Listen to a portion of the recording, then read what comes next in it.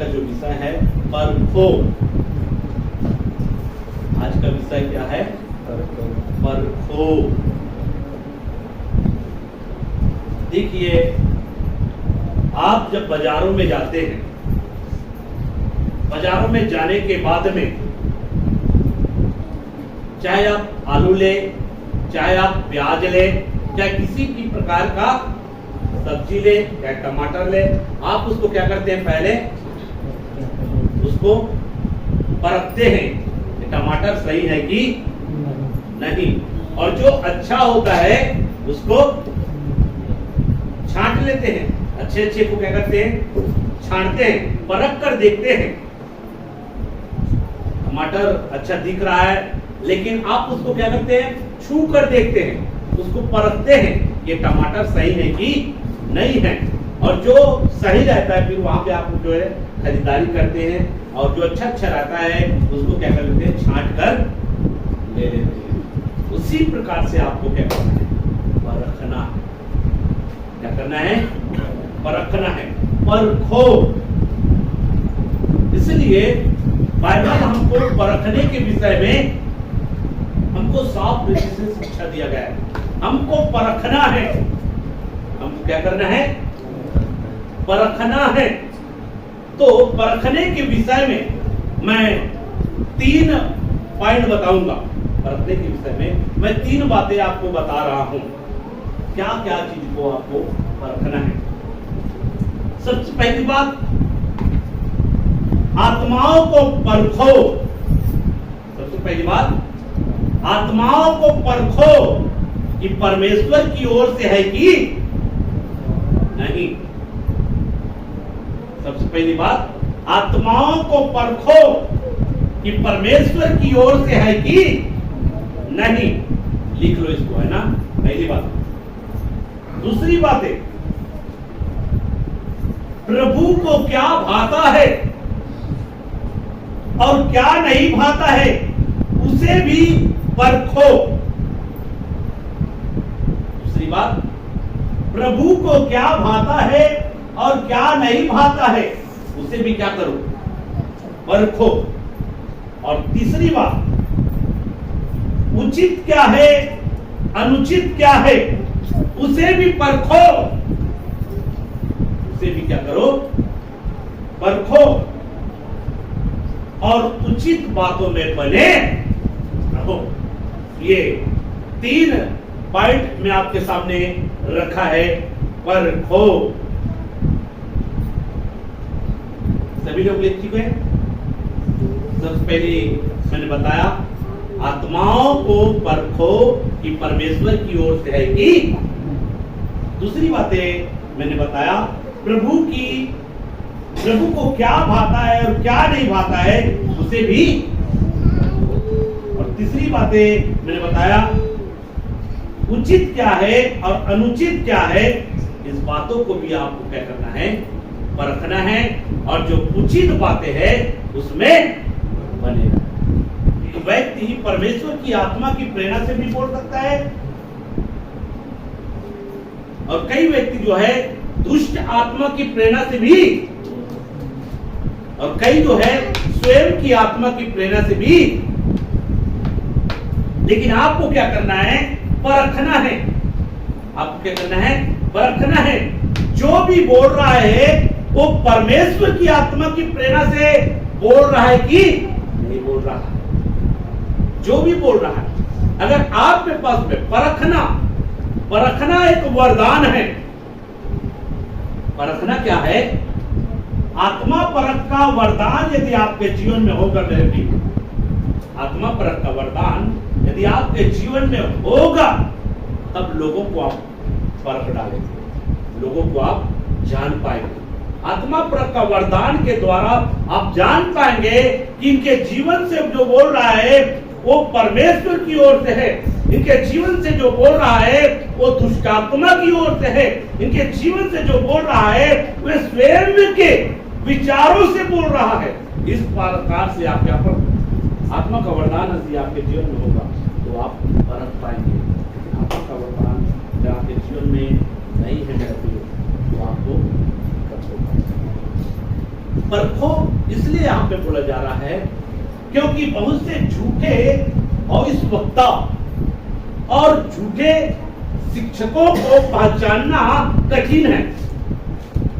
बहुत से आपके पास में आपको सिखाने के लिए, आपको भटकाने के लिए, आपको भ्रमित करने के लिए, परमेश्वर से दूर ले जाने के लिए बहुत सारे झूठे भविष्यवक्ता और झूठे शिक्षक आएंगे और उनको पहचानना जो है बहुत कठिन है। उनको पहचानना बहुत कठिन है, लेकिन असंभव नहीं है।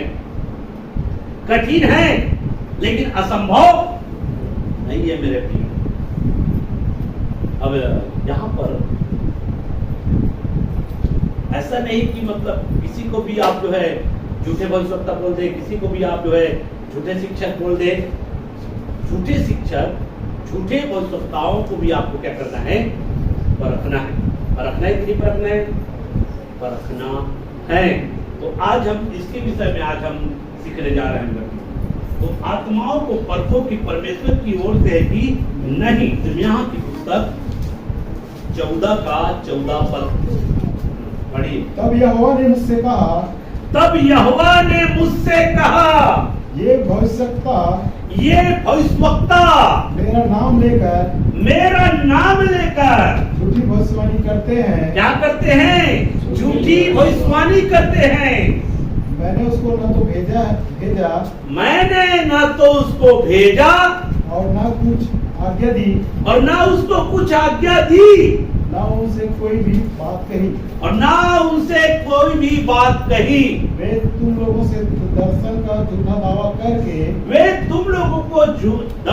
का झूठा दावा करके अपने ही मन से व्यर्थ और धोखे की भविष्यवाणी करते हैं। व्यर्थ और धोखे की भविष्यवाणी करते हैं। यहाँ पे मेरे प्रियो यिर्मयाह भविष्यवक्ता यहाँ पे झूठे भविष्यवक्ताओं और झूठे लोगों के विषय में यहाँ पे साफ रीति से बता रहा है।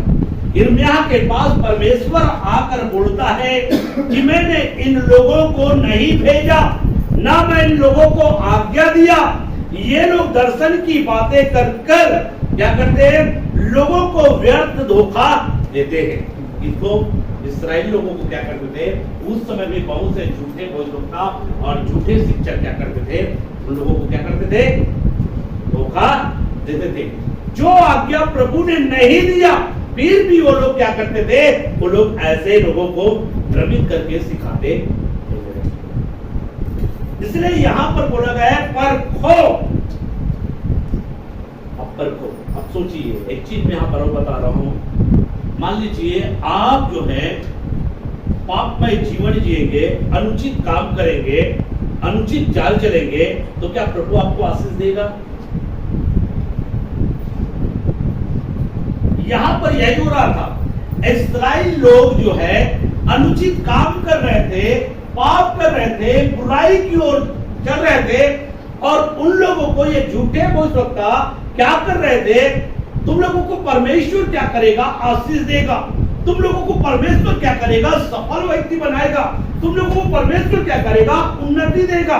एक व्यक्ति पापमय जीवन जिएगा, एक व्यक्ति अनुचित चाल चलेगा, एक व्यक्ति अनुचित काम करेगा, और परमेश्वर उनको क्या करेगा? आशीष देगा। ऐसे ये लोग झूठे जो भविष्यवक्ता जो होते उनको जो है उनके लिए झूठी भविष्यवाणी करते, उनको व्यर्थ धोखा देते हैं मेरे प्रियो। इस बात को आपको समझना है। अगर हम परमेश्वर के वचन के अनुसार जीवन जीने का इनकार करेंगे, वचन का इनकार करेंगे, और परमेश्वर हमारे जीवन में उन्नति को भेजेगा, परमेश्वर हमारे जीवन में सफलता को भेजेगा, परमेश्वर हमारे जीवन में तरक्की को भेजेगा, ऐसा सोचना धोखे की बात है मेरे प्रियो। परमेश्वर आपको नहीं परंतु शैतान जो है आपको उन्नति दे सकता है। शैतान आपको उन्नति दे सकता है कि नहीं दे सकता है?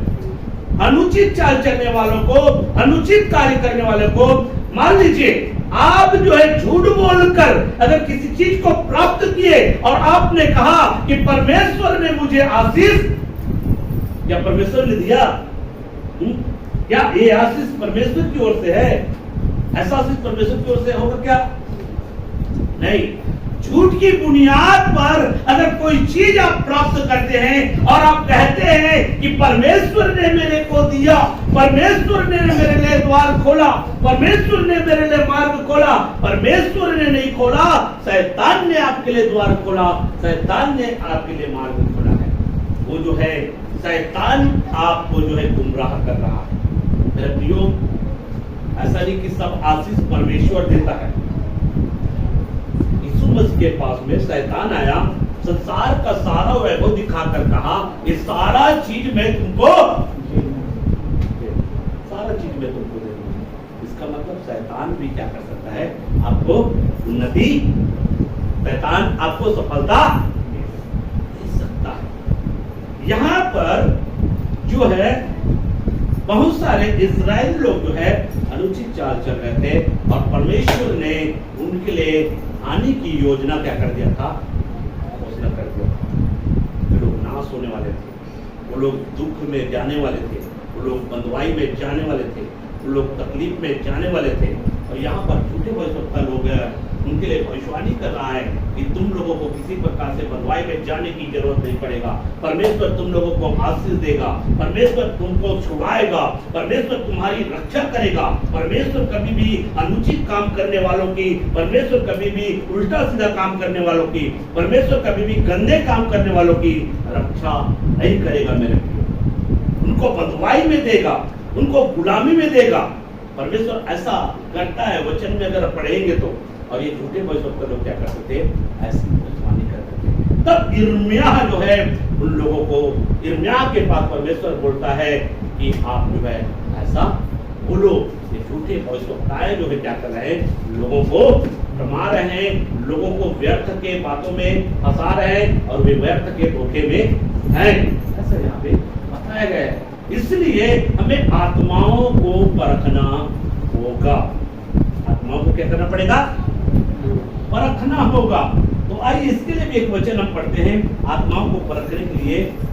पहला यूहन्ना की पत्री 4 अध्याय 1 से 3 तक हम इसको पढ़ेंगे। हे प्रियो, हर एक आत्मा की प्रतीति न करो। हर एक आत्मा की प्रतीति मत करो। हर एक आत्मा या हर एक व्यक्ति पर आंख मूंद कर विश्वास मत करो। हर एक आत्मा की प्रतीति न करो मतलब विश्वास मत करो। यहाँ पर आत्मा कहने का मतलब है मेरे प्रियो, ये झूठे भविष्यवक्ताओं से संबंध रखता है। ये जो है झूठे शिक्षकों से संबंध रखता है। हर एक भविष्यवक्ताओं पर, हर एक शिक्षक पर आंख मूंद कर विश्वास करो। आत्माओं को परखो, हर एक आत्मा की प्रतीति न करो, ऐसा बोला है। हाँ, वरन आत्माओं को परखो। क्या करो? आत्माओं को परखो कि वे परमेश्वर की ओर से है कि नहीं। देखो क्या है, कोई भी भविष्यवक्ता हो, कोई भी शिक्षक हो, उसको जो है परखना है। ये जो बातें सिखा रहा है, ये जो बातें बोल रहा है, इनकी बातें परमेश्वर की ओर से है कि नहीं, इसको आपको परखना है। देखो धोखा खाएंगे। क्योंकि बहुत से झूठे भविष्यवक्ता जगत में निकल खड़े हुए हैं। बहुत से झूठे भविष्यवक्ता कहाँ निकल खड़े हुए हैं? जगत में निकल, संसार में आपके बीच में आएगा। बहुत से झूठे भविष्यवक्ता, झूठे शिक्षक आपके बीच में आएगा। और जो भी भविष्यवक्ता है, किसी भी हो, चाहे सच्चे हो चाहे झूठे हो, आपको परखना बहुत जरूरी है। ये जो भी बोल रहा है या जो भी आपको सिखा रहा है, जो भी आपको शिक्षा दे रहा है, ये परमेश्वर की ओर से है कि क्या? शिक्षा। किसको परखना है? शिक्षा को। चाहे वो कितना बड़ा चिन्ह चमत्कार क्यों ना करता हो, वह कितना बड़ा अद्भुत काम क्यों ना करता हो, आपके पास में अगर मुर्दे को भी जिला देता है मेरे प्रियो, फिर भी उनके द्वारा बोला गया वचन को आपको परखना है। नहीं तो धोखा खाओगे, धोखा खा सकते। यहाँ पर परखने के विषय में बोला जा रहा है। कोई भी अगवा, कोई भी शिक्षक, कोई भी पास्टर, कोई भी भविष्यवक्ता जो भी भविष्यवाणी की वचन बोलता है या कोई भी वचन की शिक्षा देता है, आप परखो उनकी बातें, उनकी शिक्षा, ये जो बोल रहा है क्या ये परमेश्वर की ओर से है कि नहीं। आपको परखना जरूरी है। ऐसा नहीं कि आप खुद कर विश्वास करो। मैं भी जो यहाँ पर शिक्षा देता हूँ, मैं भी यहाँ पर जो आपको सिखाता हूँ, मेरी बातों को, मेरे मुंह से निकला हुआ शब्दों को, वचन को आपको क्या करना है? परखना है। और जो अच्छी बातें हैं उसको पकड़ो, जो वचन के साथ में मेल खाता है उसको पकड़ो, उसमें बने रहो। जो वचन के साथ में मेल नहीं खाता, ऐसी वचनों को आप मत पकड़ो। मतलब परखना जरूरी है। ऐसा नहीं भाई हमारा पास्टर तो बहुत अच्छा है, हमारा पास्टर तो अच्छी शिक्षा देता है, हमारा पास्टर का जीवन तो अच्छा है, लेकिन उनकी वचन जो शिक्षा है उनको आपको परखना है। तो परखना है, मेरी ही नहीं, सबको, किसी का भी सुनते हो, मेरा को भी सुनते हो, आप परखो। ये जो बातें हमको बोल रहा, ये जो बातें हमको सिखा रहा, क्या इनकी बातें परमेश्वर की ओर से है? प्रश्न करना, क्या इनकी बातें परमेश्वर की ओर से है? बाइबल हमको साफ बता रहा है, आत्माओं को परखो। मतलब इसके जीवन से देखो, पवित्र आत्मा अगर मेरे जीवन से बातें करेगा तो वही बातें करेगा जो यीशु ने बोला है, वही बातें करेगा जो प्रेरितों ने करेगा कि नहीं करेगा। इसलिए आत्माओं को परखो। इसलिए मैंने कहा एक व्यक्ति परमेश्वर की आत्मा की प्रेरणा से भी क्या कर सकता है? बोल सकता है। एक व्यक्ति दुष्ट आत्मा की प्रेरणा से भी बोल, और एक व्यक्ति स्वयं की आत्मा की प्रेरणा से भी। जो पवित्र आत्मा की प्रेरणा से बोलेगा उनकी बातें वचन के साथ में तालमेल खाएगा कि नहीं खाएगा? वचन जो यीशु ने बोला है, शिक्षा जो यीशु ने दिया है, शिक्षा जो प्रेरितों ने दिया है, उस शिक्षा के साथ में क्या खाएगा? मेल खाएगा। क्योंकि जो पवित्र आत्मा बोलेगा, जिसको जो पवित्र आत्मा की प्रेरणा से बोलेगा, उनकी जो बातें, उनकी जो वचन, उनकी जो शिक्षा है, वो वचन से क्या खाएगा? और अगर वचन से मेल नहीं खा रहा है तो वो जो बोल रहा है वो या तो स्वयं की आत्मा से बोल रहा है या तो दुष्ट आत्मा की प्रेरणा से। इसलिए आत्माओं को परखो जो परमेश्वर की ओर से है कि नहीं, इसको हमको परखना बहुत जरूरी है। परमेश्वर का आत्मा तुम इस रीति से पहचान सकते हो। देखो यहाँ पे बताया जाए, परमेश्वर की जो आत्मा है, परमेश्वर की जो आत्मा है उसको इस रीति से तुम पहचान सकते हो। जो आत्मा मान लेती है, जो आत्मा मान लेती है कि यीशु मसीह शरीर में होकर क्या है? यीशु मसीह जो है इस धरती पर शरीर में होकर आया है। वह परमेश्वर की ओर से है। यीशु मसीह परमेश्वर की ओर से है, वह शरीर में आया है, ऐसा मान लेती है। हाँ, और जो आत्मा यीशु को नहीं मानती, और जो आत्मा यीशु को नहीं मानती, वह परमेश्वर की ओर से नहीं, वह परमेश्वर की ओर से नहीं।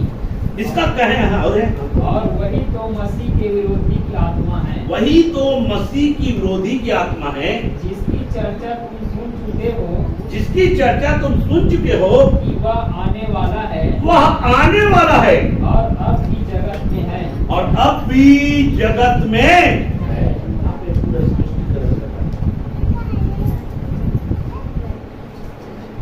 जो आत्मा मान लेता है कि यीशु मसीह शरीर में होकर आया है, वो परमेश्वर की ओर से है। जो यीशु को खुले तौर पर, जो यीशु को समाज के बीच में, जो यीशु को लोगों के बीच में, जो यीशु को स्वीकार कर लेता है और उनके बातों को मान लेता है, उनकी बातों को स्वीकार कर लेता है, वो किसकी ओर से है? यीशु के द्वारा दिए गए शिक्षा को लोगों के बीच में स्वीकार कर लेता है, वो परमेश्वर की ओर से। कहां पर? खुले तौर पर लोगों के बीच में।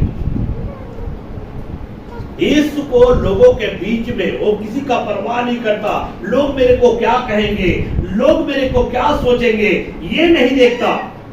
जो यीशु को और उनके वचन को, उनकी शिक्षा को खुले तौर पर लोगों के बीच में मान लेता है, वो आत्मा परमेश्वर की ओर से। यही आपको बताया है। इसलिए हमको यीशु को क्या करना है? लोगों के बीच में भी उससे हालेलुया। मैं यीशु मसीह को मानता हूं, मैं उनके वचन को मानता हूं, मैं उनके वचन को स्वीकार करता हूं।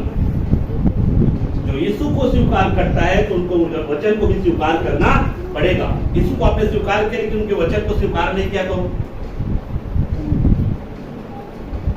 मैं यीशु को भले स्वीकार कर लूंगा लेकिन उनके वचन को स्वीकार नहीं करूंगा, तो परमेश्वर की ओर से क्या नहीं?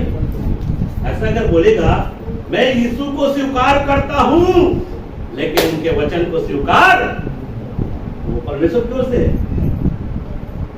जो यीशु को स्वीकार करता है साथ साथ में उनके वचन को भी स्वीकार कर लेता है लोगों के बीच में, तो किसी की परवाह नहीं करता, वो है परमेश्वर की, वो है परमेश्वर की। ऐसा यहाँ बताया जा रहा है, वचन में ऐसे लिखा है। अब देखिए उसके बाद एक और वचन मैं आपको पढ़ा रहा हूँ, दूसरा यूहन्ना की पत्री 1:7।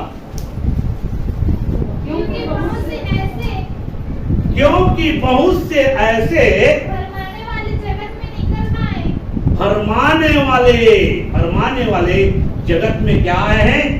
निकल आए हैं। हाँ, जो यह नहीं मानते कि यीशु मसीह शरीर में होकर आया। भरमाने वाला कौन है? जो नहीं मानता यीशु मसीह शरीर में होकर आया है। भरमाने वाला और मसीह विरोधी यही है। मसीह विरोधी यही है। जो लोग यीशु को और उनके द्वारा दिए गए वचन को नहीं मानता, वही है मसीह विरोधी। कौन मसीह विरोधी है? मसीह विरोधी कौन है? जो यीशु मसीह को शरीर में होकर नहीं आया है। मतलब यीशु मसीह शरीर में होकर आया है, यीशु मसीह शरीर में होकर आया है। और क्या है? भरमाने वाला और मसीह विरोधी यही है। वही है भरमाने वाला और मसीह विरोधी। मतलब इसका कहने का मतलब है जो यीशु मसीह शरीर में होकर आया है ऐसा नहीं मानता, लेकिन जो लोग यीशु मसीह को मान लेता है कि वो शरीर में होकर आया है, मान लेता है उनके वचन को, उनकी बातों को, वो परमेश्वर की ओर से, वो भरमाने वाला नहीं है, भरमाने वाला नहीं है। अगर आप यीशु को मान लेते हैं, अगर आप यीशु के वचन को मान लेते हैं, तो आप भरमाने वाले नहीं हैं, आप भरमाने वाले नहीं हैं। दूसरे रूप में मैं कहना चाहूंगा, जो लोग नए नियम में दिया गया शिक्षा को अगर मान लेता है, कहां पर?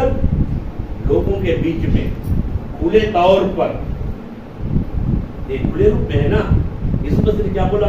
जो लोगों के बीच में मुझे स्वीकार करेगा, मैं अपने स्वर्गीय पिता के सामने भी उनको क्या करूंगा, और जो लोगों के बीच में मेरा इनकार करेगा, मैं भी उनका क्या करूंगा। अगर लोगों के बीच में तुम मेरे शिक्षा को, तुम मेरे वचन को अगर इनकार करोगे, तो मैं भी तुम्हारा क्या करूंगा। ऐसी है नहीं?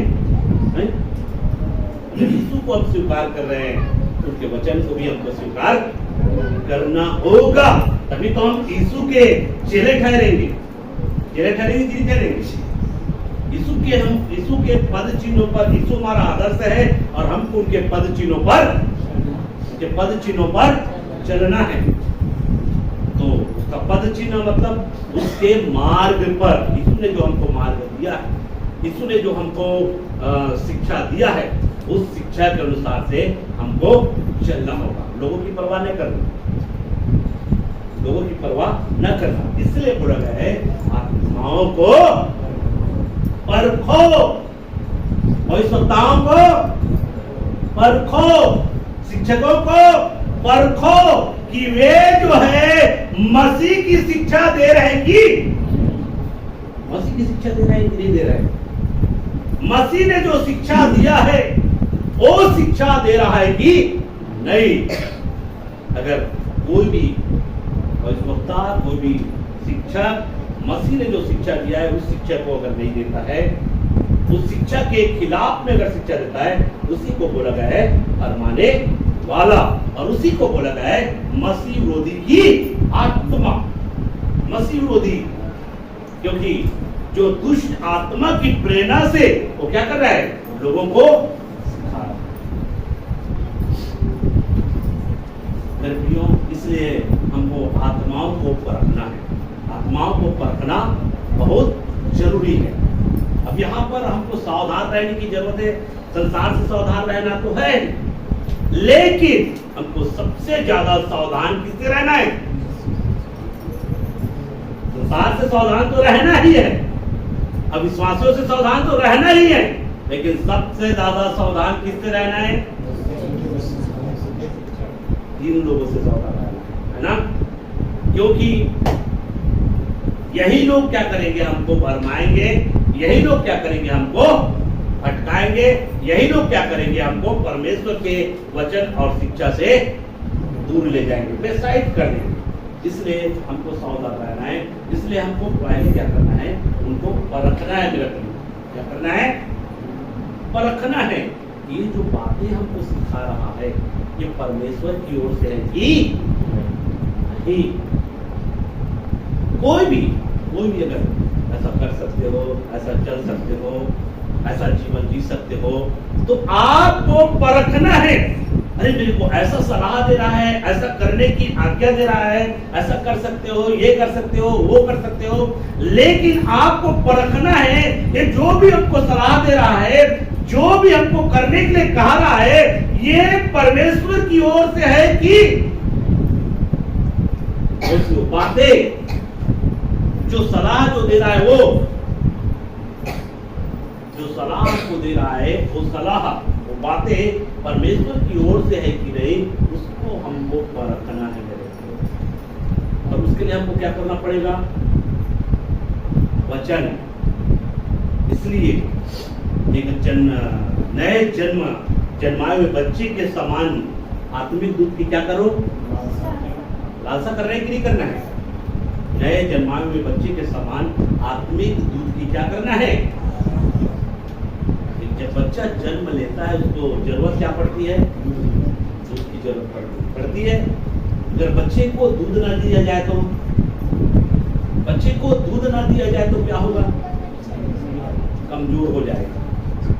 बच्चे को अगर दूध नहीं दिया जाए तो कमजोर हो जाएगा, साथ साथ में दुर्बल हो जाएगा, साथ साथ में मर भी सकता है। बच्चे को दूध की जरूरत है। उसी प्रकार से नए जन्माए हुए बच्चे के समान आत्मिक दूध की लालसा करो। कहने का मतलब है आप अपने जीवन में जितना हो सके परमेश्वर के वचन को लो, परमेश्वर के वचन को लो। ये दूध है मेरे प्रियो, वचन। उस वचन को जितना हो सके लो।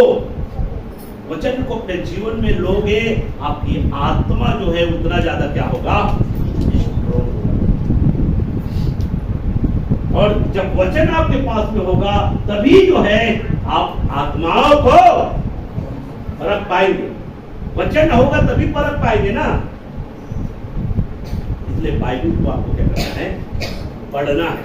वचन को आपको पढ़ना है, और पढ़ेंगे तभी आपको ज्ञान मिलेगा, तभी आपको जानकारी मिलेगा क्या करना चाहिए, क्या नहीं करना चाहिए, क्या उचित है, क्या अनुचित है, कैसा जीवन जीना चाहिए, कैसा जीवन नहीं जीना चाहिए।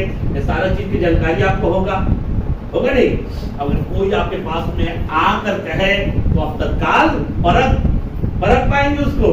अरे ये बोल रहा है क्या है? इनकी ओर से जो बातें बोल रहा है वो परमेश्वर की ओर से इसलिए बोला गया आत्माओं को परखो। ठीक है, पहला कुंती 14 अध्याय 29। भविष्यवक्ताओं में से 2 या 3 बोले कितने? 2 या 3 बोले और शेष लोग उनके वचन को परखे। यहाँ पर अगर कलीसिया में अगर भविष्यवक्ता है, कलीसिया में अगर उपदेशक है, कलीसिया में अगर भविष्यवक्ता भी है, बहुत सारे भविष्यवक्ता है, बहुत सारे सिखाने वाले हैं, है ना, तो क्या करे? 2 या 3 लोग क्या करे? बोले, और बाकी सभी लोग वो जो बोल रहा है वो परमेश्वर की ओर से बोल रहा है कि शेष लोगों को क्या करना है? परखना है। इसलिए आज यहाँ पर हम खड़े होकर बोलते हैं तो हमारे द्वारा दिया गया बातों को आपको रखना है। ये जो भी बातें हमारे पास में बोल रहा है ये परमेश्वर की ओर से बातें बोल रहा है कि नहीं बोल रहा है। कहीं ये परमेश्वर के खिलाफ में तो नहीं बोल रहा है, कहीं ये हमको परमेश्वर के खिलाफ में तो नहीं कर देगा। आपको परखना है मेरे वचन को, हमको क्या करना है? परखना है। अब भी वचन मैं आपके सामने दे रहा हूँ। आत्मा की पुस्तक देखिए 2 का 2।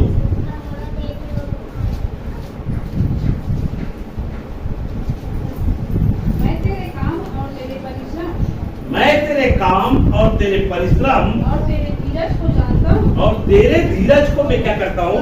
जानता हूँ।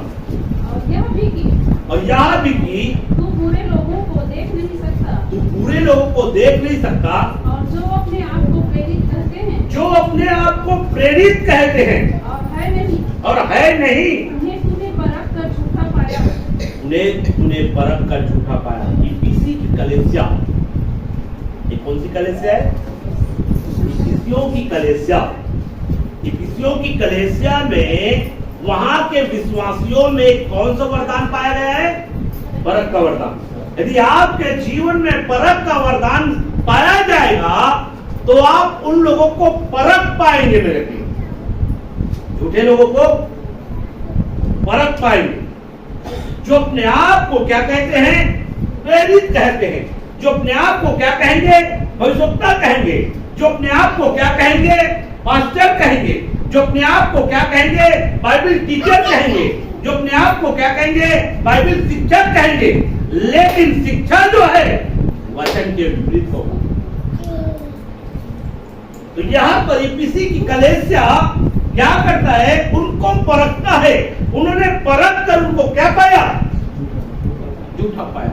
अगर आप वचन को पढ़ने वाले होंगे, अगर आप वचन को मनन करने वाले होंगे, तो जो भी प्रचारक आपके पास में आकर प्रचार करेंगे उनको परख लेंगे और उनकी बातों को जान लेंगे। अरे ये जो बोल रहा है ये परमेश्वर के वचन से मेल, मतलब इनकी बातें जो है परमेश्वर की ओर से परख पाएंगे। ऐसा ही आपको बताया जा रहा है। तो इफिसियों की कलीसिया में विश्वासी लोगों के जीवन में, वहां के अगुओं के जीवन में परख का वरदान। किसी की इस प्रचार को सुनो, अगर परख का वरदान आपके जीवन में होगा तो कोई भी उपदेशक, कोई भी प्रचारक हो, उनकी प्रचार को चुटकी में आप परख लो। ये जो प्रचार कर रहा है, ये जो संदेश दे रहा है, इनकी संदेश जो है, इनकी जो प्रचार जो है, इनकी जो सलाह जो है, इनकी जो सलाह दे रहा है, ये परमेश्वर की ओर से नहीं है। आप पहचान पाएंगे, पहचान पाएंगे। मतलब मैं व्यक्ति को परमेश्वर की ओर से नहीं, उनकी जो बातें हैं वो परमेश्वर की ओर से नहीं है, ये बताने का प्रयास कर रहा हूं। हम कई प्रचारकों, मैं अपने जीवन के विषय बताता हूं। मैं कई प्रचारकों की प्रचार को सुनता हूं, मैं कई अगुओं की प्रचार को सुनता हूं। कई लोग जो सलाह देते हैं मैं चुटकी में उसको परख लेता हूं। ये जो बातें सिखा रहा है ये परमेश्वर की ओर से नहीं है। क्यों? ये जो है परख का वरदान होने के कारण। जब आपके जीवन में भी आ जाएगा, अब आप सोचेंगे मेरे को तो वचन की जानकारी नहीं है तो कैसे पढ़ूंगा। अगर परख का वरदान होगा मेरे प्रियो तो आप जान जाएंगे इनकी जीवन से जो बातें बोल रहा है ये परमेश्वर की ओर से परख का वरदान। और भी हम देखेंगे परख का वरदान कहाँ पे मिलेगा? पहला कुरिन्थी 12:10 में मिलेगा। पहला कुरिन्थी की पत्री 12:10 में परख का वरदान का जिक्र किया गया है। आत्मा परख का वरदान, क्या? आत्मा परख का वरदान कि आप जो झूठे और सच्चे लोगों को आप परख पाएंगे इस वरदान की सहायता से। ये सच्चे व्यक्ति है, ये परमेश्वर की ओर से है, इनकी बातें परमेश्वर की ओर से है, इनकी शिक्षा परमेश्वर की ओर से है। आप क्या पाएंगे? परख पाएंगे। दूसरी बात प्रभु को क्या क्या भाता है और क्या नहीं भाता है उसे भी परखो। इफिसियों की पुस्तक 5:10, इफिसियों की पत्री निकाल लीजिए 5:10 और 11। और यह परखो की प्रभु को क्या भाता है। प्रभु को क्या भाता है? आपको क्या परमेश्वर को भाता है और क्या परमेश्वर को नहीं भाता है, इसको भी आपको परखना है। इसको भी आपको परखना है मेरे प्रियो। 11 अंधकार के निष्फल कामों में, अंधकार के निष्फल कामों में सहभागी ना हो। देखो यहाँ पर सहभागी ना हो, वरन उन पर उल्हाना दो। उन पर उल्हाना दो।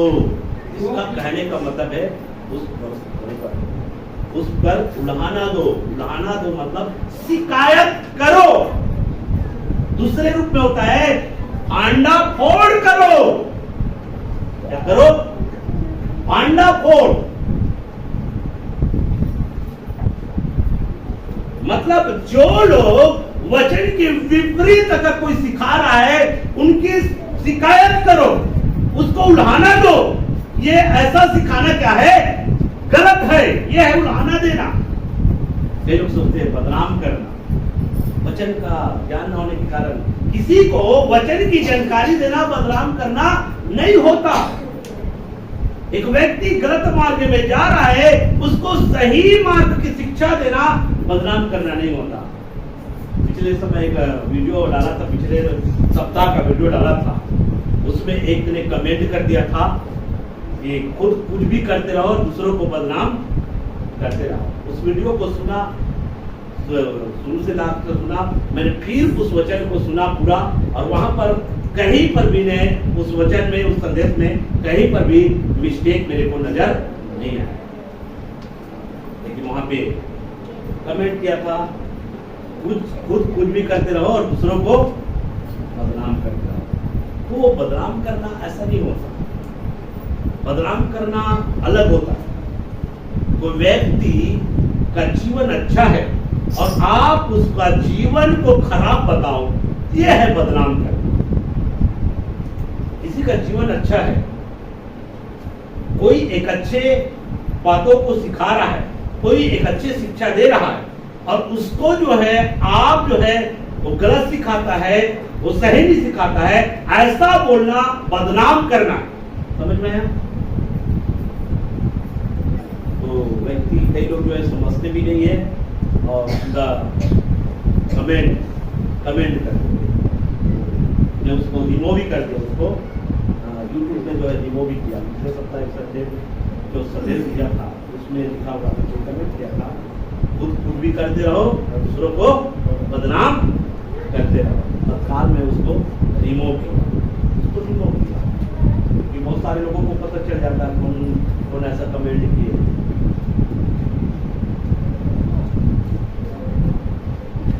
पहला तीमुथियुस 5:4 पढ़िए।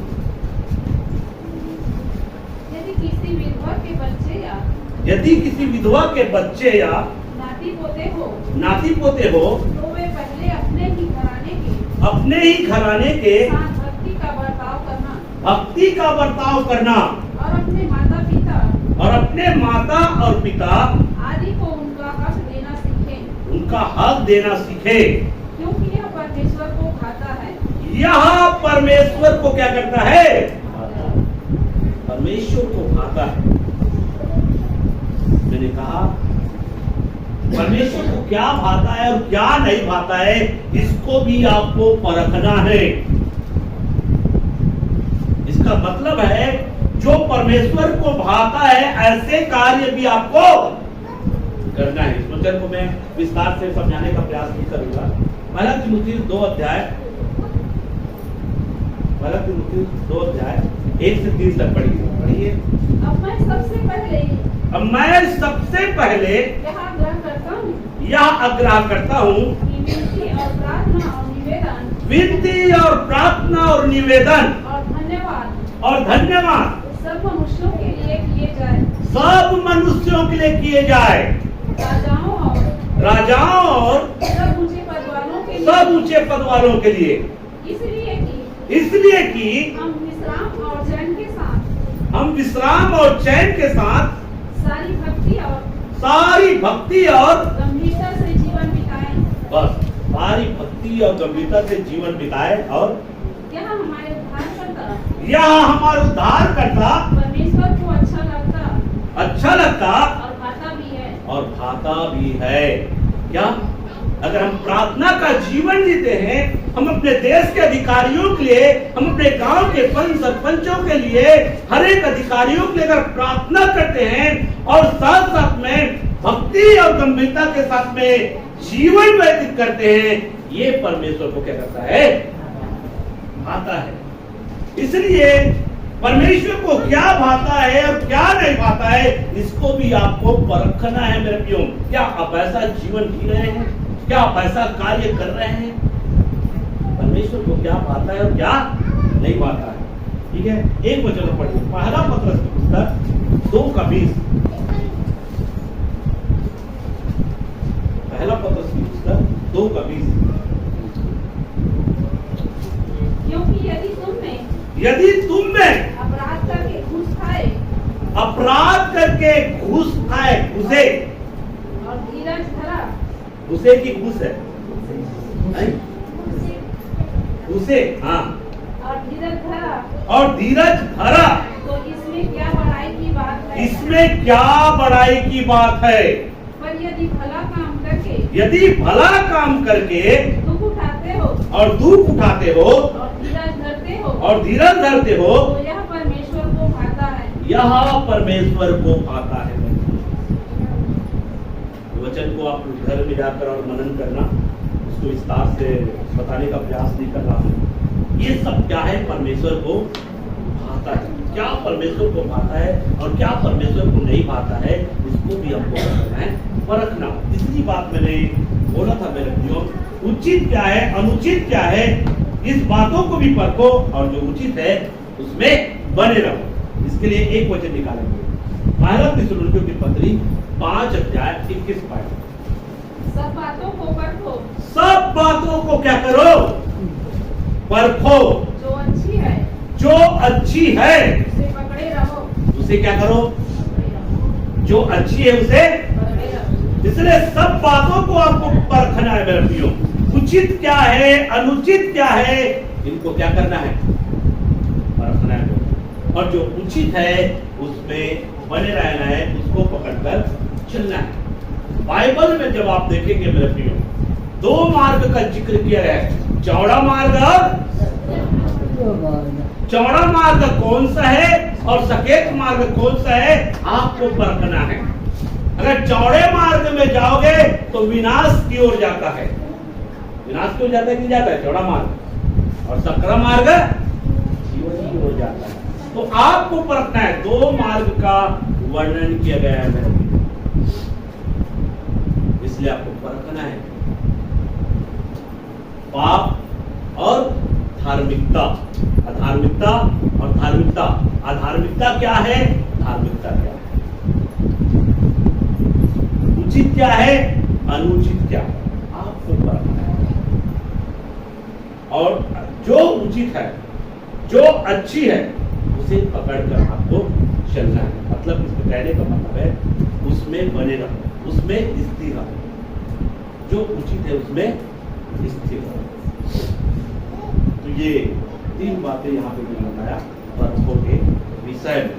सबसे पहली बात है आत्माओं को परखो कि परमेश्वर की ओर से है कि नहीं। दूसरी बात मैंने बताया प्रभु को क्या भाता है और क्या नहीं भाता है, उसे भी परखो। और तीसरी बातें मैंने बताया उचित और अनुचित बातों को भी परखो। मतलब उचित क्या है और अनुचित क्या है, इसको भी आपको रखना है, और जो उचित है उसमें बने रहना है।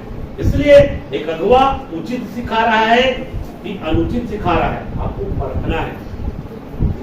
उचित सिखा रहा है कि अनुचित हमको सिखा रहा है, इसको परखना बहुत जरूरी है।